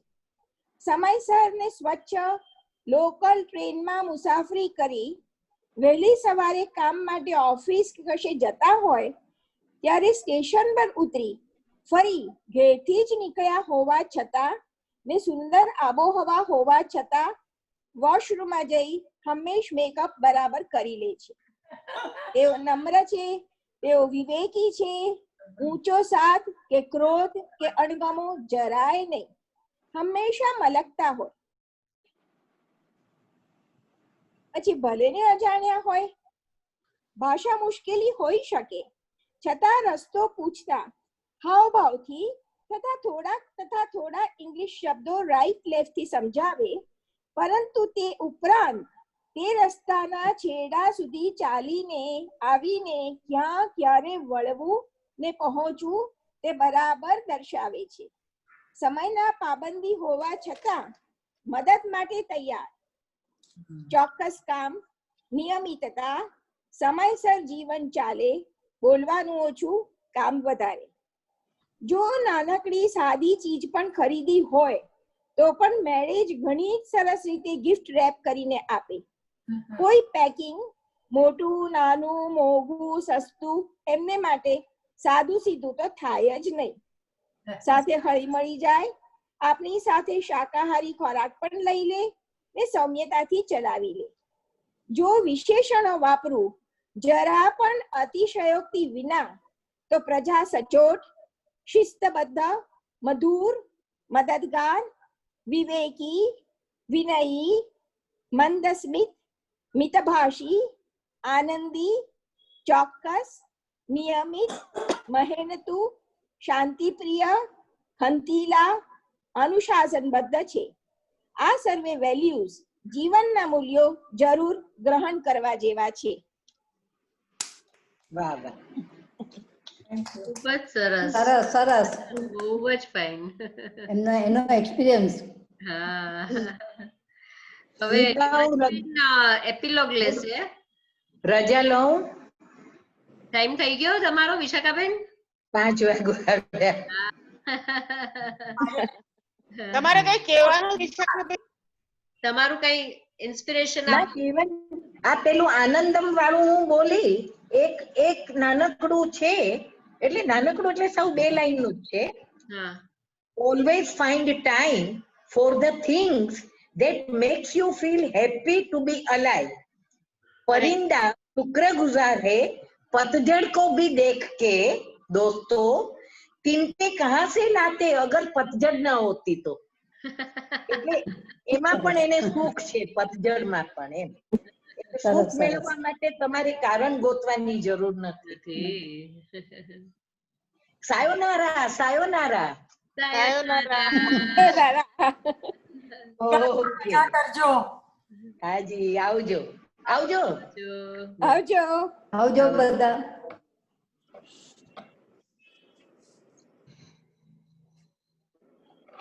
Thank you. સાહિત્યવૃંદને ખૂબ ખૂબ શુભેચ્છા. મારા નમન. વિવુબેન કઈ કહેશો? વિવુબેન આંટી તમે જરા કઈ કયો. પોઝિટિવિટી માટે તમારી પાસે તો ઘણું શીખવા જેવું છે.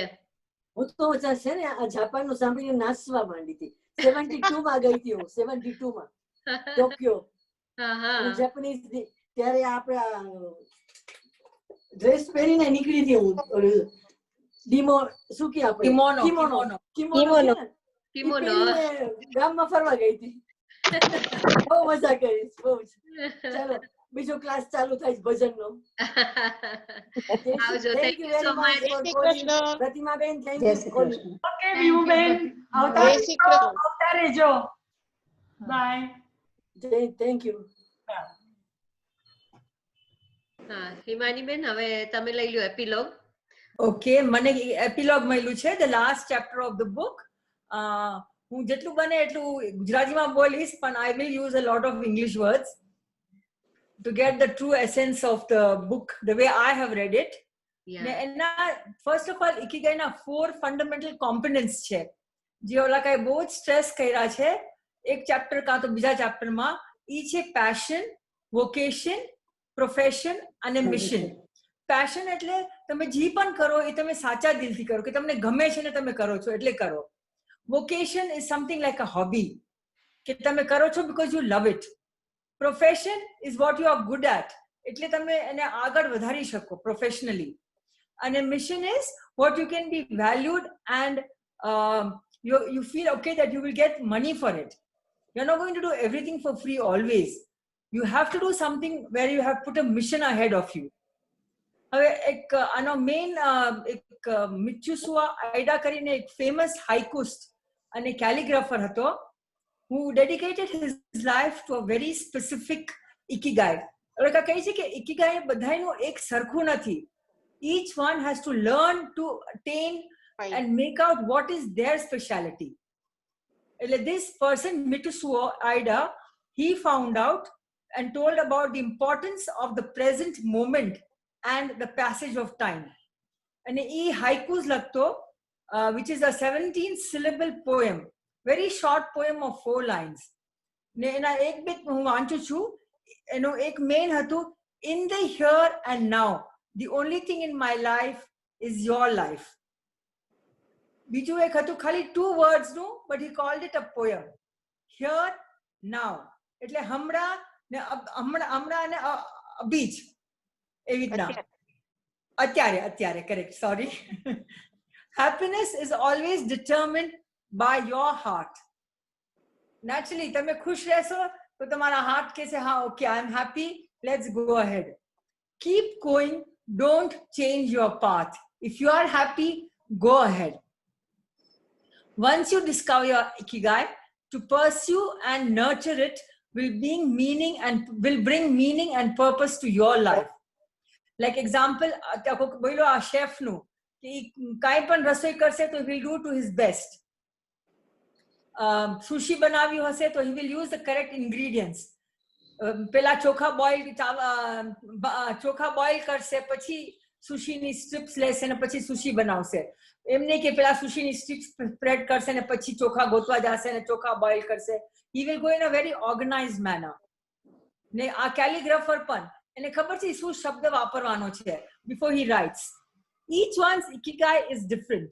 Common point is searching it. Please remember, materialistic value does not take over our lives. Materialistic value has no value at all. It is your internal intuition and curiosity. Curiosity એટલે તમારું inquisitiveness. તમે કેટલા interested છો કઈ સબ્જેક્ટમાં. To bring the true meaning of your ikigai. Do things you enjoy as a passion and not as a burden. એમ ના લાગવું જોઈએ કે તમને તમારા માથા ઉપર ભાર છે ને તમે કામ કરો છો. Do it passionately. અને છેલ્લે 10 મેઇન રૂલ્સ આપ્યા છે. બધાય ચેપ્ટર માંથી એક રૂલ ગોતીને પહેલા છે stay active, don't retire. ये आपने नीता ઝવેરીએ chapter 2 માં બોલી હતી. You do things for value, making progress, bringing the beauty out of you. Automatically તમને ખબર પડશે તમને મજા આવી છે કે નહીં by your facial expression. તમને કેટલું ગમ્યું છે. So always stay active, never retire. હવે એમ નહીં સમજાનું ચાલો હવે હું 60-65 ની થઈ ગઈ મારે રિટાયર થઈ જવાનું છે ઘરમાં બેસવાનું છે. ના, you must keep. આપણા છે ને પાપા કેટલા બધા બહેનો છે ભલે બધા રિટાયર થઈ ગયા છે but they keeping their minds active, which is very very important. Not only mind but even physically you must remain active. બીજો point છે take it slow. Slow मतलब એમ નહીં કે tortoise ની જેમ આસ્તે આસ્તે જવાનું. Take it at a certain pace. એમ નહીં કે હવે હું આ એક કરું ને ઓલું એક કરું ને આ એમ કરું.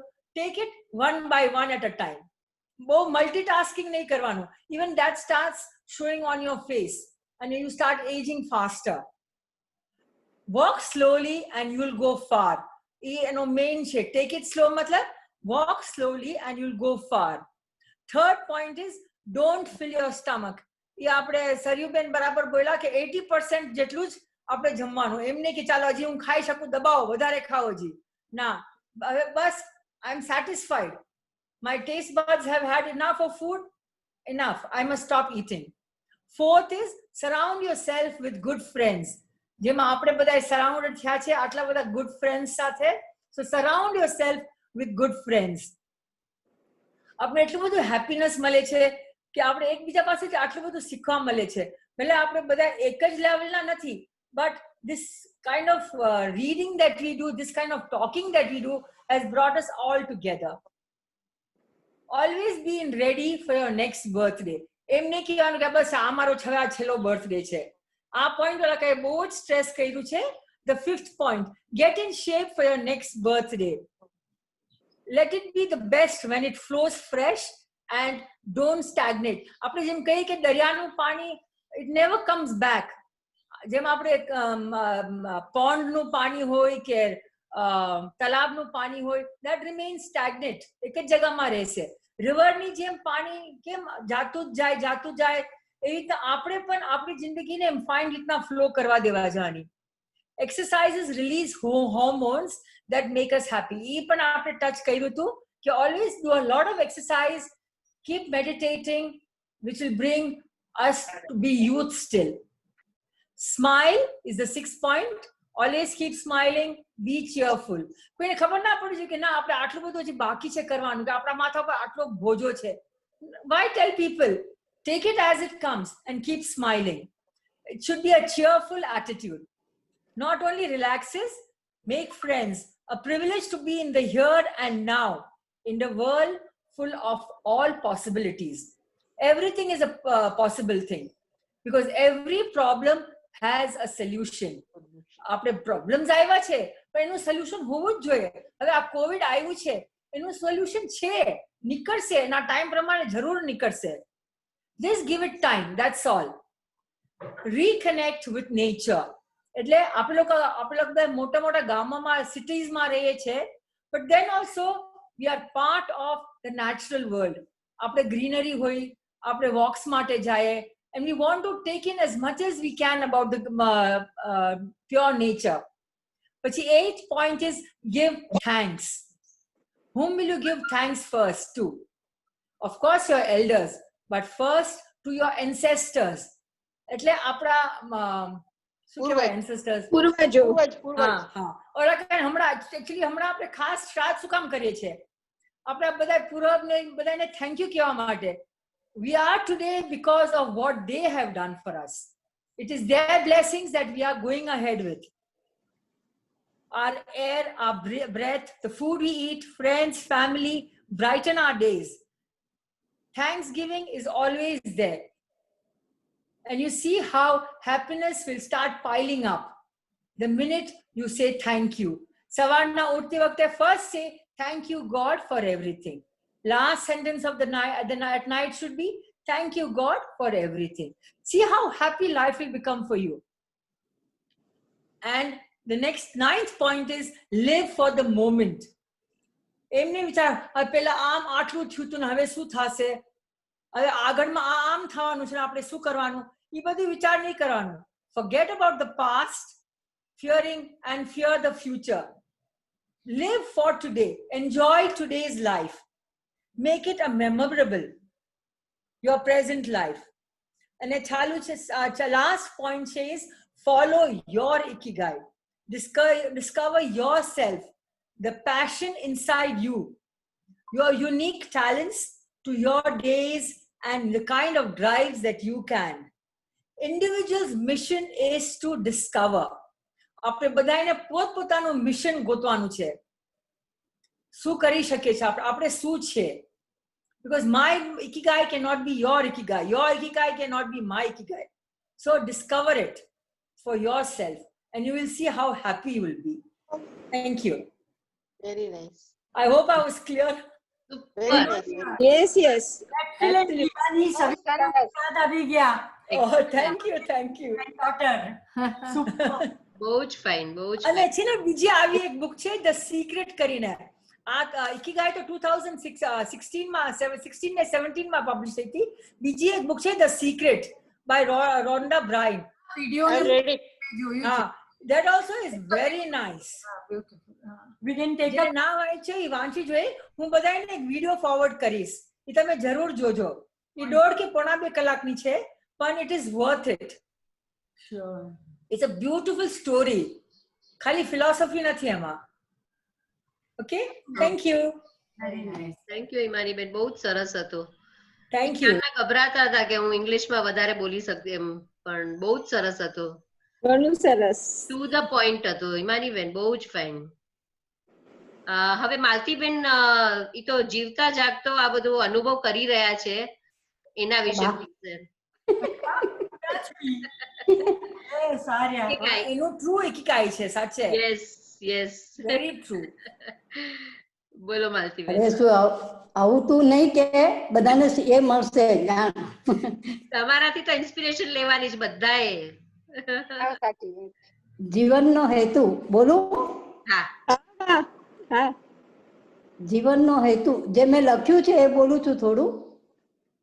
સુખી અને સ્વસ્થ અને શાંત જીવન જીવવાની શૈલી એ આપણી ઇકિગાઈ, અને તેને માટે આપણે જીવન પુષ્પની કળીઓને ખોલવવી પડે. કોઈ એમાં નિમિત્ત બની જાય તો કોઈ સંજોગો ઈશ્વર ઈચ્છાથી ઊભા થાય છે. આ પુસ્તકની આલોચના ઘણી સરસ છે, પણ જ્યારે જીવનના કિનારે ઊભી હું પ્રયત્ન તો કરતી રહું છું અને પ્રયત્ન કરીશ. How to do it. મને કંઈક કરવાની અને જાણવાની ઈચ્છાથી મેં ઘણું બધું કર્યું છે અને મને નહીં આવડે એમ બોલવાનું મને ગમતું નથી. ખબર ન હોય તો પ્રયત્ન કરીશ એમ મનમાં વિચારું અને તે મેળવીને જ હું રહું છું. આ બુક માટે પણ મેં યુપેડમાંથી ગુજરાતીમાં શોધીને વાંચી. આ મારું પહેલો પ્રયત્ન. લોકડાઉન વખતે બેસીને સાડી ભરી જે મેં આજે પહેરી છે. દેખાડો દેખાડો બરાબર. વાહ વાહ, બતાવો જરા. રસોઈમાં માલતીબેન, વૈવિધ્ય બહુ જ લાવી, સરસ. બહુ સરસ, ચલો સરસ. રસોઈમાં વૈવિધ્ય લાવી અને મારો શોખ હું પૂરો કરું છું. 10 વર્ષ મેં પુષ્ટિ માર્ગનો કોર્સ કર્યો અને એમાં મેં પીએચડી કરીને 80 વર્ષની ઉંમરે પૂરું કર્યું. 72 વર્ષ પછી મેં કલિના યુનિવર્સિટીમાં એડમિશન લઈ અને સંસ્કૃતમાં શુદ્ધાદ્વૈત પુષ્ટિ માર્ગનો કોર્સ કર્યો. આ બધું તો નોર્મલ છે. પછી હવે આ પછી પણ મને વિચાર આવ્યો કે બેસીને હું શું કરું, એટલે મેં સંસ્કૃત ભારતીમાં પ્રવેશનું એડમિશન લીધું. પહેલા પરીક્ષા આપવાની ઈચ્છા ઓછી હતી કારણ કે આ મને અઘરું લાગ્યું ભણવા, પણ સંસ્થા તરફથી મને પ્રશ્નપત્ર મોકલાવ્યા તો હોય તેમાં મેં જરૂર પ્રયત્ન કરી પરીક્ષા આપીશ. આ માટે હું પુસ્તકનો સહારો લઈ અંદર જોઈને લખીશ, કારણ કે મારે મારા સેટિસ્ફેક્શન માટે લખવું છે. Very nice. સરસ, બહુ જ સરસ. તમારી પાસે આ બધા વડે હું ખૂબ જ ખુશ આ રહું તમારું છું. સાચું ઇકીગાઈ છે. આ બધા વડે હું ખૂબ જ ખુશ રહું છું અને મને સમય પસાર કરવાની કોઈ વેદના થતી નથી. પરિવારમાં બધા મારા પ્રયત્નોથી માંથી પ્રેરણા મળે છે અને આ મારા જીવનનો મેઇન હેતુ છે. અસ્તુ. જય શ્રી કૃષ્ણ. સરસ, વેરી ગુડ. બહુ જ સરસ. ભાવનાબેન, તમે કઈ બોલશો? પ્રમીણાબેન બોલો છો પછી નીતા. હા, ભાવનાબેન કોઠારી, તમે કઈ બોલશો?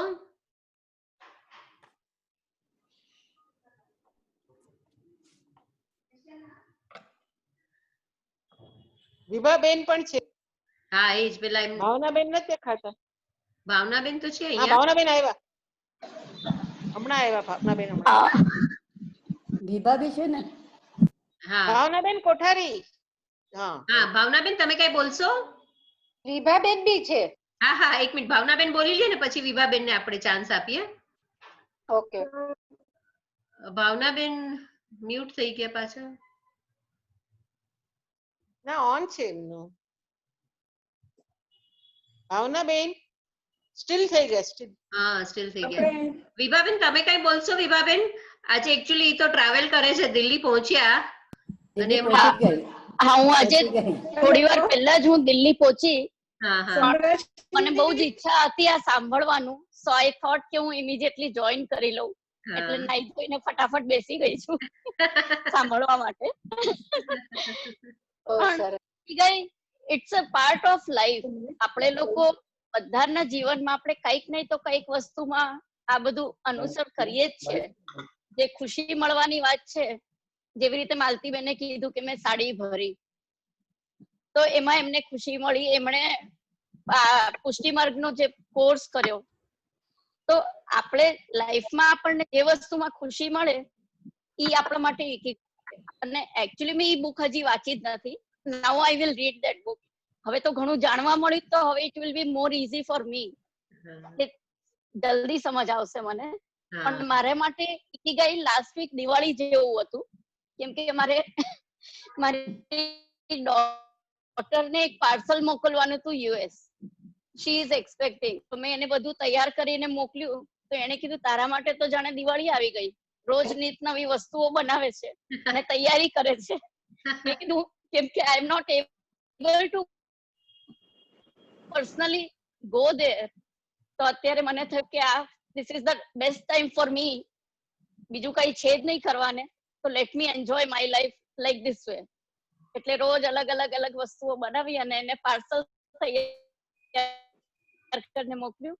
અને પછી આઈ થોટ કે હવે મારી બેન પાસે, because I am staying alone અને બધા ઓલવેઝ ટેન્શનમાં હોય કે તું એકલી છે, કઈ પણ પ્રોબ્લેમ થાય, કોઈ આવી ન શકે. તો આઈ થોટ કે લેટ મી ગો, હું અહીંયા એન્જોય કરીશ અને બધા ટેન્શન ફ્રી રહેશે.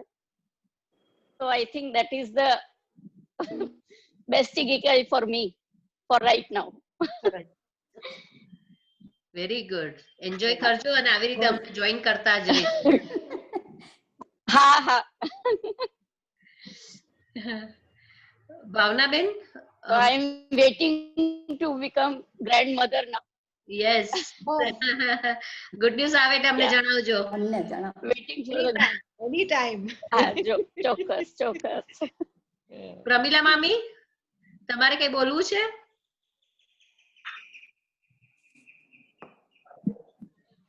પ્રમીલા મામી, તમે ઓનલાઈન છો હજી?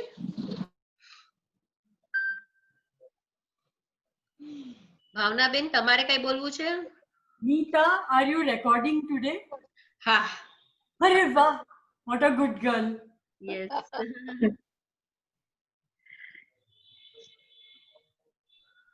હેલો નીતા, હા હા સંભળાય છે? હા પ્રમીલા મામી, બોલો બોલો. ઓકે, મને પેલા કચ્છ વિશે બોલવું હતું, પણ હવે અત્યારે નહીં બોલવું, એઝ ઇટ ઇઝ બધાને મોડું થયું છે. અને થોડુંક આમાં મને કેવું છે કે અત્યાર સુધી મેં જે કાંઈ સાંભળ્યું, હા બરાબર સંભળાય છે? હા હા એકદમ સરસ. હા હા સંભળાય છે સંભળાય છે. ઓકે, તો આમાંનું ઘણી બધી વસ્તુઓ આપણે કરતા હોઈએ છીએ અને ઘણું કરવાનું બાકી પણ છે. જે રીતે એ લોકોએ આપ્યું છે ઇકીગાઈની અંદર, એમાં કરવાનું પણ બાકી છે આપણને. તો આપણે ઘણી બધી વસ્તુઓને જાણીને, હેલો સંભળાય છે? હા હા બરાબર.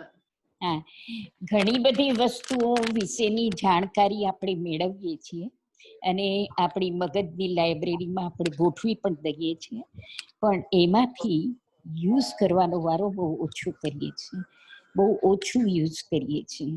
જેના કારણે આજે આપણને આ ઇકીગાઈ પુસ્તકે જે રસ્તાઓ આપણને બતાવ્યા છે, એમાં ઓછા યા વધુ અંશે દરેક લોકોને આની જાણકારી છે અત્યારે.